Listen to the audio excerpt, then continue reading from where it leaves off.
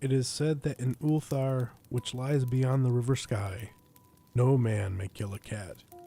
And this I can verily believe as I gaze upon him who sitteth purring before the fire. For the cat is cryptic, and close to strange things which men cannot see. He is the soul of antique Egyptus, and bearer of tales from forgotten cities in Meroe and Ophir.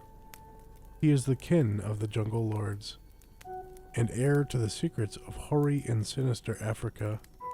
The Sphinx is his cousin, and he speaks her language. But he is more ancient than the Sphinx, and remembers that which she hath forgotten. In Ulthar, before ever the burgesses forbade the killing of cats, there dwelt an old cotter and his wife, who delighted to trap and slay the cats of their neighbors. Why they did this I knew not, save that many hate the voice of the cat in the night, and take it ill that cats should run stealthily about yards and gardens at twilight. But whatever the reason, this old man and woman took pleasure in trapping and slaying every cat which came near their hovel. And for some of the sounds heard after dark, many villagers fancied that the manner of slaying was exceedingly peculiar. But the villagers did not discuss such things with the old man and his wife, because of the habitual expressions on the withered faces of the two, and because their cottage was so small and so darkly hidden under spreading oaks at the back of a neglected yard. In truth, much as the owners of cats hated these odd folk, they feared them more, and instead of berating them as brutal assassins, merely took care that no cherished pet or mouser should stray toward the remote hovel under the dark trees.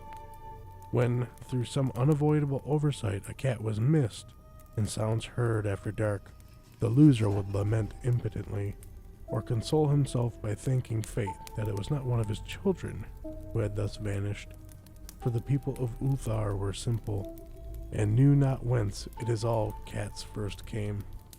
One day, a caravan of strange wanderers from the south entered the narrow cobbled streets of Ulthar. Dark wanderers they were, and unlike the other roving folk who passed through the village twice every year, in the marketplace they told fortunes of silver and bought gay beads from merchants. What was the land of these wanderers none could tell, but it was seen that they were given to strange prayers, and that they had painted on the sides of their wagons strange figures with human bodies and the heads of cats, hawks, rams, and lions. And the leader of the caravan wore a headdress with 2 horns and a curious disc betwixt the horns. There was in this singular caravan a little boy with no father or mother, but only a tiny black kitten to cherish. The plague had not been kind to him, yet had left him this small furry thing to mitigate his sorrow. And when one is very young, one can find great relief in the lively antics of a black kitten. So the boy, whom the dark people called Menace, smiled more often than he wept as he sat playing with his graceful kitten on the steps of an oddly painted wagon. On the 3rd morning of the wanderers' stay in Ulthar, Menace could not find his kitten, and as he sobbed aloud in the marketplace, certain villagers told him of the old man and his wife, and of sounds heard in the night. And when he heard these things, his sobbing eyes gave place to meditation, and finally to prayer. He stretched out his arms towards the sun, and prayed in a tongue no villager could understand, though, indeed, the villagers did not try very hard to understand, since their attention was mostly taken up by the sky, and the odd shapes the clouds were assuming. It was very peculiar, but as the little boy uttered his petition, there seemed to form overhead the shadowy, nebulous figures of exotic things, of hybrid creatures crowned with horn-flanked discs. Nature is full of such illusions to impress the imaginative. That night, the wanderers left Ulthar and were never seen again, and the householders were troubled when they noticed that in all the village there was not a cat to be found. From each hearth, the familiar cat had vanished. Cats large and small, black, gray, striped, yellow, and white. Old Krenon, the burgomaster, swore that the dark folk had taken the cats away in revenge for the killing of Menace's kitten, and cursed the caravan and the little boy.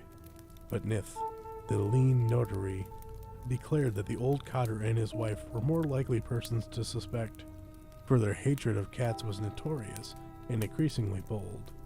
Still, no one durst complain to the sinister couple, even when little Atal, the innkeeper's son, vowed that he had at twilight seen all the cats of Ulthar in that accursed yard under the trees, pacing very slowly and solemnly in a circle around the cottage, two abreast, as if in performance of some unheard of rite of beasts. The villagers did not know how much to believe from so small a boy, and though they feared the evil pair had charmed the cats to their death, they preferred not to chide the old cotter till they met him outside his dark and repellent yard. So Ulthar went to sleep in vain anger, and when the people awaked at dawn, behold, every cat was back at its accustomed hearth, large and small, black, gray, striped, yellow, and white. None was missing. Very sleek and fat did the cats appear, and sonorous with purring content. The citizens talked with one another of the affair, and marveled not a little. Old Cronan again insisted that it was the dark folk who had taken them, since cats did not return alive from the cottage of the ancient man and his wife. But all agreed on one thing, that the refusal of all the cats to eat their portions of meat or drink their saucers of milk was exceedingly curious.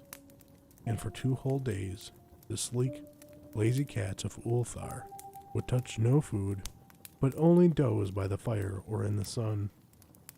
It was fully a week before the villagers noticed that no lights were appearing at dusk in the windows of the cottage under the trees. Then the lean Nith remarked that no one had seen the old man or his wife since the night the cats were away. In another week, the burgomaster decided to overcome his fears and call at the strangely silent dwelling as a matter of duty, though, in so doing, he was careful to take with him Shang the blacksmith and Thol the cutter of stone as witnesses. And when they had broken down the frail door, they found only this: 2 cleanly picked human skeletons on the earthen floor, and a number of singular beetles crawling in shadowy corners. There was subsequently much talk among the burgesses of Ulthar. Zoth, the coroner, disputed at length with Nith, the lean notary, and Cronan and Shang and Thol were overwhelmed with questions. Even little Atal, the innkeeper's son, was closely questioned and given a sweet meat as reward. They talked of the old cotter and his wife, of the caravan of dark wanderers, a small menace and his black kitten, of the prayer of menace and of the sky during that prayer, of the doings of the cats on the night the caravan left, and of what was latter found in the cottage under the dark trees in the repellent yard. And in the end, the burgesses passed that remarkable law which is told of by traders in Hathig and discussed by travelers in near, namely, that in Ulthar no man may kill a cat.